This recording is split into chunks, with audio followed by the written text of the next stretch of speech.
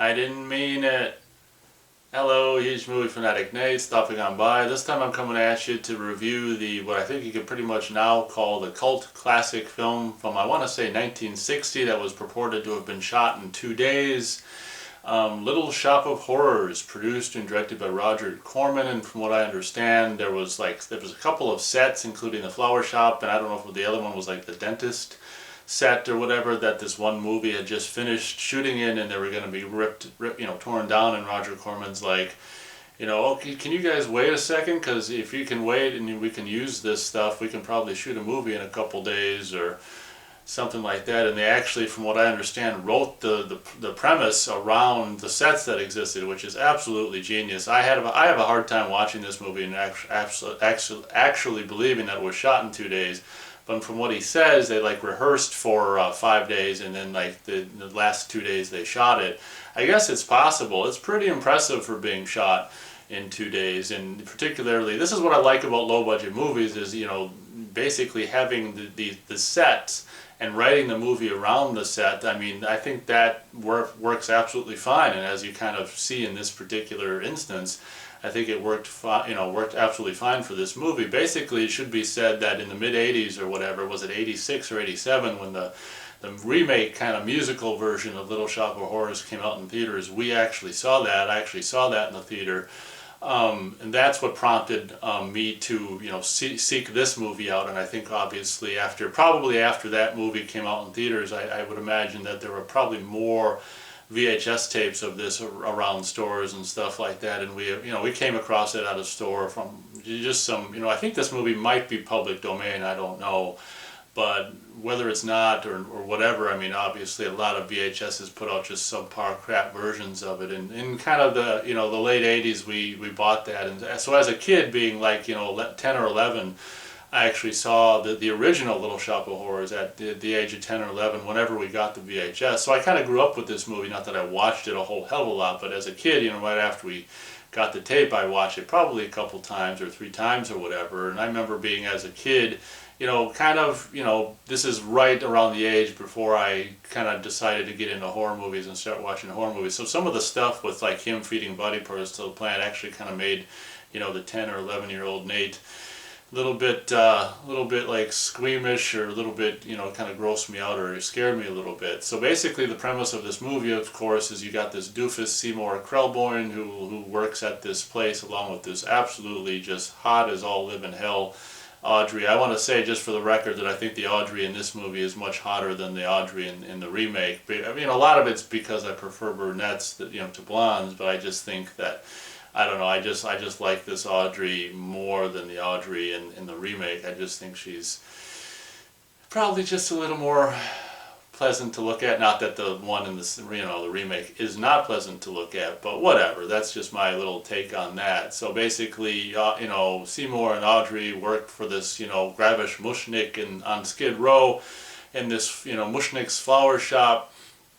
And basically Seymour is just this doofus who just, breaks things and just screws everything up. And basically at the beginning of the movie, Mushnik is basically going to fire this guy. Oh, it should also be said that Dick Miller, Dick Miller makes an appearance, is one of the featured players in this movie. And he'd, of course, go on to be in, I think a lot of the Joe Dante movies in the 80s and stuff like that. So obviously, I knew his face from Explorers, having seen Explorers at the time. And I don't know if I, as a 10 or 11-year-old, put two and two together and realized that was him or not. Probably, I don't know. But Dick Miller's in this, a younger version of Dick Miller, who plays this interesting character who comes in and just, eats. He's just like, oh, don't wrap him up, I'll eat him here. And this guy's just this goofy guy who eats flowers. And you got this other character, this customer character, I forgot her name, but she's always in there moping and crying about a dead, relative to try to get a discount on flowers. I'm of the opinion that this woman's just lying just to get a discount on flowers or whatever. She's always in there every day crying about, oh my, someone else died. How about perhaps discount since I'm here all the time, and just like whatever. I want to say for just being like written for to be filmed in existing sets. I mean, I was really I watched this. I revisited this movie recently, and I was just like, wow, the dialogue is actually pretty good for being just a no budget movie written to go along with existing film sets. The dialogue's pretty clever. The characters they come up with, Dick Miller's, eating of flowers, and this whiny woman who's always trying to get, discount on flowers or whatever. The dialogue between, all the characters is actually pretty well written, and for being shot in 2 days, of course, I think they rehearsed for like the 5 days prior. The performances are, good, for being shot in 2 days, the performances are pretty good, and in the coverage, it looks like they probably have two cameras a lot of times to get coverage. Cutting back and forth between one camera and another, which is fine. I mean, the movie definitely plays like a movie that was, it doesn't really play like a movie that was necessarily shot in 2 days. It's quite the feat if that's in case, or if that's in fact the truth and the, the real truth of the matter. That's pretty impressive. So at the beginning of the movie, Seymour's just so doofy and clumsy and stuff, he's going to get fired, and then he's just, Mushnick's just about, this close to firing him, and then Seymour says, well, what about I got this new plant I've been, growing and trying to keep, trying to grow up, and what if I showed that, brought that here, maybe you'd like that or whatever. And Dick Miller's character is like, say, hey, if this kid's got a new kind of plant, you should take a look at it. So, Dick Miller's character, along with, Seymour bringing up this new plant that he's been growing at home, basically saves, and probably Audrey also saying, give him a chance, saves his job, and he goes home and comes back and brings this, this obviously what he called, in this movie, it's Audrey Jr., in the remake it's Audrey 2, of course.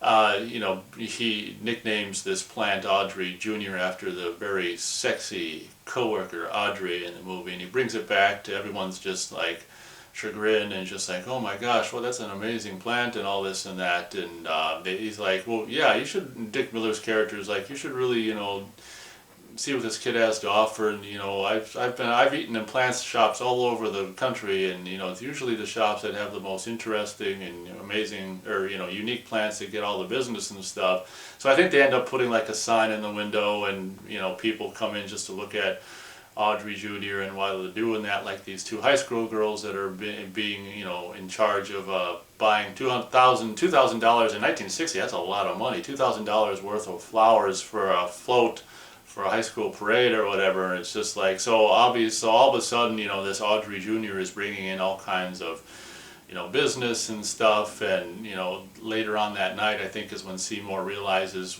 what it's sickly, and I think later on that night, Seymour realizes quite by accident that this thing actually likes blood. So he basically, I think that night he pokes. We don't see this happen, but we see the next day like all 10 of his fingers or whatever are poked. Have bandages on him because he was up all night basically feeding Audrey Jr. all this blood. And then the next day, I think it like doubled in size or close to doubled in size. And it's just like, oh my gosh, and it continues to bring in more business and stuff. And also another character that kind of helps pad the movie and make it a feature-length running time. I think this movie is just like 71 minutes long or 72 minutes long, just enough to be considered a feature or whatever. Another character that helps the movie achieve that running time, of course, is Seymour's mom in this movie. And again, I think I think all the people that are all the cast members, everyone who shows up in the movie, I think are relatively competent performers. I think especially you gotta really look at it from the budget of this movie just being just minuscule budget shot in 2 days. I think the woman they got to play Seymour's mom is a competent performer, and she actually kind of makes you laugh. And again, the dialogue and the characters that are written for this movie are pretty funny. She's like this woman who I want to say is just pretending to always be sick so she can get all Seymour's sympathy, and in particular get all this tonic stuff with 98%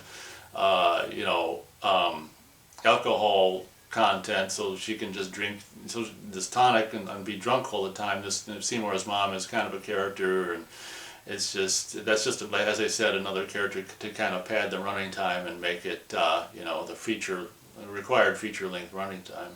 So I think that night, that the thing is doubled in size, or that day, the night of that day. I mean, this thing actually, he's sitting there reading books, trying to figure out, what to give this thing. But I mean, his fingers are all dried up. He can't, well, he really probably could continue to give it more of his blood, but this is when I think the plant starts to talk. And unfortunately, even as a kid, I was like, they don't bother getting like the thing to move with the words said most of the time, except for maybe when he's like, feed me.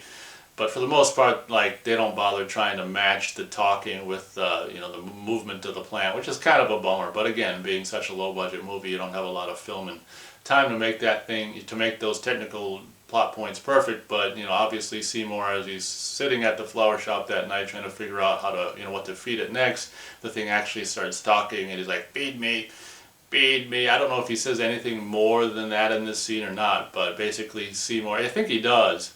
I don't know, it doesn't matter. But Seymour actually goes out for a walk that night trying to figure out what the hell he can do to, feed, or what he can feed to this thing.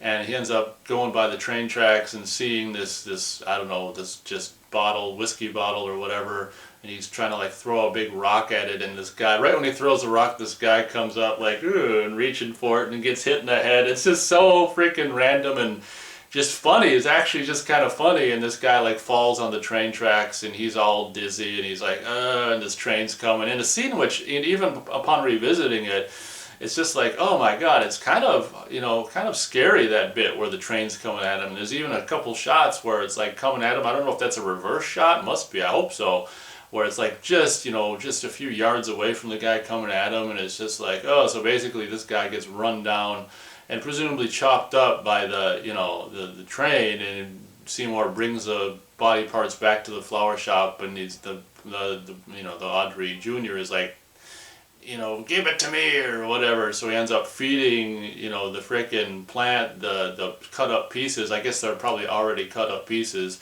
of this guy who accidentally killed on the tracks. And then actually Gravis, Mushnick, and Audrey are out to dinner that night because they're celebrating about the newfound success after the plant being a part of the shop. And Gravish, Mushnick forgets his wallet in his other jacket or whatever, comes back to see, Seymour feeding the plant body parts, hands or, feet and stuff like that. Seymour doesn't see Mushnick see him, and then, it's just like, oh, the plot kind of thickens, if you will, and, oh gosh. So the next day, of course, having been fed pretty much probably a whole human body, body by pieces and stuff, the plant is huge. It's almost, it's like, I don't know, quadrupled or more in size, and it's just like, holy cow. And it's just like people are coming from all over the place to see this thing, and it's just like, wow. The plant's continuing to bring in all kinds of business. Seymour shows up to work with a toothache, and he's like, I got a toothache. So he's got to go to this dentist, and again, I don't know if the dentist office is one of these sets that, they filmed in that was used for another movie or not. I would imagine so, I don't know. But the dentist guy, just like so many of the other performers, is actually pretty fun. He's got pretty fun dialogue, and the guy who plays the dentist is pretty fun. And what ends up happening is he's just, this guy's like just a sadist, kind of an intimidating guy who like gets pleasure out of drilling, making people, being pain. And at some point in the scene, Seymour's like not having any more, but he grabs one of the instruments, and in kind of a funny scene, the dentist and Seymour are like fencing with dental equipment, which is kind of funny, and Seymour accidentally stabs the dentist, and I guess the dentist just dies right on the spot instantly or whatever, which is kind of dumb. Of course, oh, before I do that, basically what happens in his very first, from what I understand, his very first film role, none other than Jack Nicholson comes in the door. He's this character who actually likes pain, and a reverse sadist, if you will. I don't know what I'm sure there's a name for these people who like pain or whatever. But from what I understand, as I said, to be Jack Nicholson's first role, he looks like he's in his 20s or something in this movie, in this scene.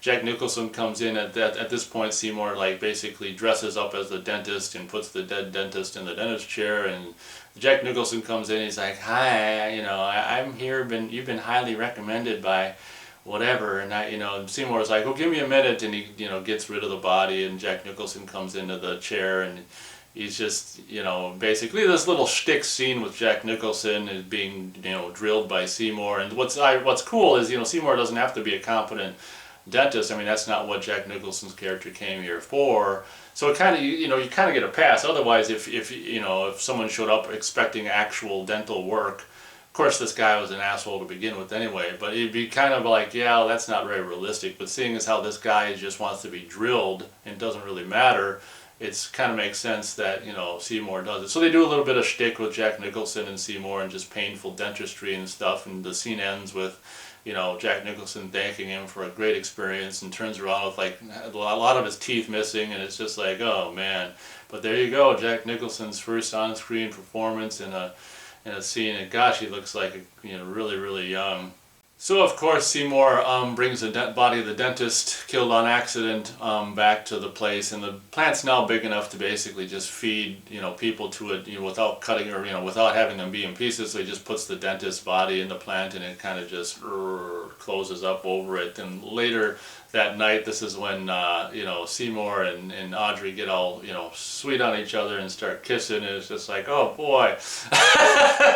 Well, how about we go on a date? And it's like, oh, I just realized I don't have any money. Why don't we do a date at my house? Mom is a great cook. So there's this filler scene where, it's just mom, Seymour bringing Audrey home to mom and feeding her tonic and just all this kind of just whatever, just crap stuff. And a scene that's just filler. But I mean, just like so many of the scenes in the movie, the scene's fun, just in a goofy early 60s, just, B or C or, H movie.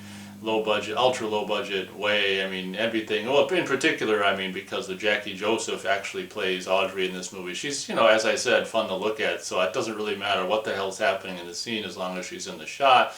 You can kind of just look at her or whatever. But as always, the scene's just kind of dumb fun, and oh boy.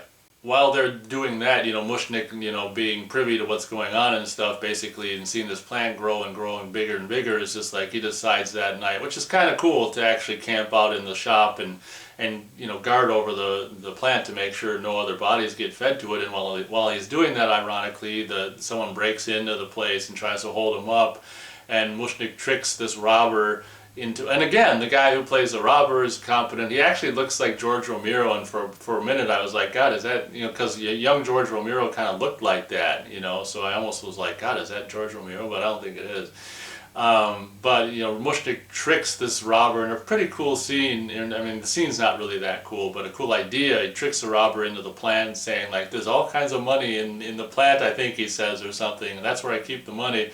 And tricks the robber just to walking into the plant under his own, fruition, or whatever the hell the term is, under his own decision. Anyway, he walks into the plant with his own 2 feet, thinking there's money in there, and of course the plant just closes over him. And that was really kind of cool to actually. He's the only one. He's kind of who really deserved to be fed to the thing, really. And imagine being, dying that way, and being digested over thousands of years. Oh, that's another movie. So towards the end of the movie, the plant basically, hypnotizes Seymour to go out and get him some food, and at that point he's just walking the streets looking for, I don't know what, just hypnotized, and this one kind of prostitute lady keeps just trying to get his attention and all this and that, and trying to hook up with him for a trick or whatever. And just like so many of the characters, or like the guy on the train tracks, he ends up accidentally knocking her out. And I imagine he ends up feeding the prostitute to the plant. I'm not 100% sure about that, but at the end of the movie, everyone's there to like experience the pods, or the buds or whatever of the Audrey Jr. open, and it was really kind of a cool idea again for a low budget movie or whatever. When the buds open, it reveals all the faces of the people it ate, which is really kind of cool, and the sound effects for when they open, bang, and all this kind of stuff are really kind of cool. And throughout the movie, and a little plot point that I didn't bother with, there were these dragnet detectives who are trying to solve the case of these missing people. They're there at the time, and they can see, yep, that's all the missing people. And the two dragnet cops or detectives are fun. I mean, like, everyone is fun in this movie. Like, all the performers and their dialogue is fun. It's a really just a kind of a lighthearted, fun movie for just being ultra low budget and stuff. And at that point, I don't know. I think there's a chase scene at that point with Seymour and these guys, and it's just a filler chase scene and stuff over this, this whatever, this big tire yard full of tires and all this kind of stuff. Just filler kind of chase scene or whatever. And then, Seymour comes back to the flower shop later on that night, so pissed at this thing, at this plant. He grabs a knife and he's like, "I've had it with you," and he goes inside the plant to try to stab it up or whatever, and they do a dissolve to later on when people are showing up at the shop. I don't know if it's the next day or later that night or something, only to see a final pod open to be Seymour's face, and it's just like, oh no, there's where Seymour ended up, and you hear the famous line that's uttered throughout that he utters many times throughout the course of the movie, "I didn't mean it," and then the pod just, the whatever that is, the little bud just goes with his face, goes, and just kind of, it just kind of falls down like that. And I gotta tell you, having rewatched this, I mean, I don't remember this movie being actually as good as it is. I mean, compared to movies that they make now, I mean, this was just like a shot in 2 days piece of crap, low budget movie in like 1960 or something, and compared to now, it's got so much more, or compared to movies, a lot of movies now, it's got so much more entertainment value in it. I think it's an absolutely delightful movie. I'm actually going to be able to go as high as 2 3/4 stars out of 4 stars for the original Little Shop of Horrors. I think it's a delightful little movie upon revisiting it, and I just wanted to share this with you. I got this in 1997, and that's pretty much the first, from what I know, the first year of DVDs being sold. This is one of the first DVDs ever made by Master, I don't know, Paris Media System and Master Movies. They're saying black and white 1949. It's not from 1949, 79 minutes. It's funny how they get all this stuff wrong, but of course Jack Nicholson is like, the main billing, and I think a lot of the other VHS tapes and stuff that put it out did the same thing, but this is one of the first DVDs in this goofy ass, from 1997, and one of these goofy ass cases that the actual first Elite DVD of Night of the Living Dead was in the same kind of case. And you got just Little Shop of Horrors, and look at Jack Nicholson top billing there, of course. But the way this frickin' DVD case works is you pull out the bottom. It's really, I mean, I think I got 2 of these like this, and the other one is the Elite DVD of Night of the Living Dead. You pull open the bottom and the disc is in there like that. I mean, I guess it kind of works. See? And it goes like that. That's where the disc, you take the disc in and out. I guess it kind of works, but these didn't really last very long, and kind of, good riddance as far as, I'm concerned about that. But that's my review of, as I said, I think this movie is pretty much public domain, and I did look online, and there was a Blu-ray that was released of this that actually included, basically the original black and white and a colorized version, and now it's like, I don't know, it's like $100 used or whatever. Obviously, I'm not going to pay that for this movie. This DVD is, not being a movie I watch very often, the DVD is fine, and I'm just surprised to see it still works, actually. I'm more than sure that this movie, if you haven't seen it, is probably on YouTube, being most likely public domain. If you haven't seen it and want to check it out, I'm sure it's right here on YouTube for your viewing enjoyment. But I just wanted to review that movie just because I happened to revisit it lately. So thank you very much for watching the review, and as always, we'll catch you on the next one.